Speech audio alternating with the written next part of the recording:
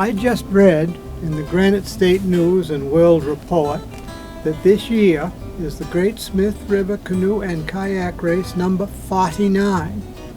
And sitting right here is Roger Murray. It seems like you've been heading that race up for 11 years or so, but since it's only 49 years, you ain't old enough to have done the whole thing. No, I was a newcomer in 1989. 89, my word. It was just been so much fun, I haven't stopped. So you're not really masochistic then, you're just... No, I mean, it's just a really fun race. It's a fun thing to do. It's fun to be at the finish line and watch everybody come in with smiles, even the people who are a little damp. Yeah, been over in the rapids, yes, they probably. took a little dip in the rapids. Now, 49 years, there must be some history connected with this race. It was started by two teachers at Kingswood, and a third person, Barry Luigi, who did canoe racing with Art Brunt, and John Markowitz was the graphic arts teacher at the high school, and they were trying to raise money for Outward Bound, and they came up with the canoe race, and it started out, and then I think about the 12th year it had gotten so big that they needed more support, so Barry Luigi, who was a member of the Lions Club, offered it to the Lions Club, and the Wolfeboro Lions Club took it over then and has been running it ever since. Canoes and kayaks ain't all in the same class, are they, for this extravagant... No, we've got 10 classes to accommodate paddlers of all ability or lack of ability. And age. Seems to me there's an age category in there too. If the paddlers are over 100, you can be in the old timers class. The combined age over 100. Though we did have one racer who he got up into 87, so he was maybe thinking about paddling solo in the old timers class, but he finally retired, I think, at 87.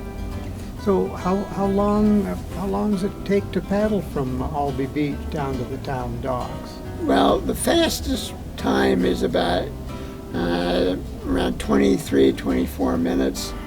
But we've had some people who come in over an hour. Yeah. And it's about 4 miles. It's about 4 miles. The race starts at Albee Beach, crosses Lake Wentworth to the entrance to Smith River, then down Smith River under the Whitten Neck Bridge and out into Crescent Lake, and then down Crescent Lake to the Crescent Lake Dam, where there's a short portage, and then there's the whitewater stretch, short whitewater stretch, and you go under Route 28 and 109 and come out at where the old Excelsior Mill used to be for another portage, and then you go down Back Bay to the town docks. How many paddlers usually show up for something like this? Well, if we can get about 75 boats between kayaks and canoes, that would be a good turnout.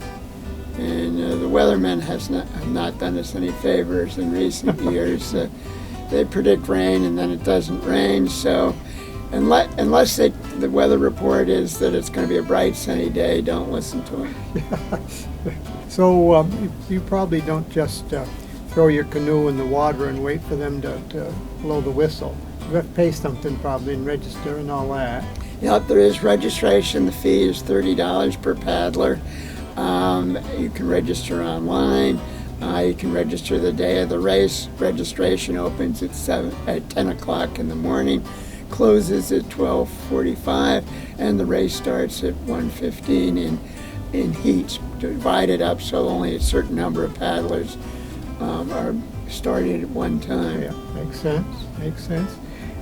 Remember any year that was more exciting than some of the others? Well, the year the paddlers showed up with snow on their canoes is kind of exciting, and we've had some pirates. We've had I think the Monitor entered one race. Some Indians. I had some Indians. I'm not sure we've had the Titanic, but there were a few craft that a hazard similar to the Titanic.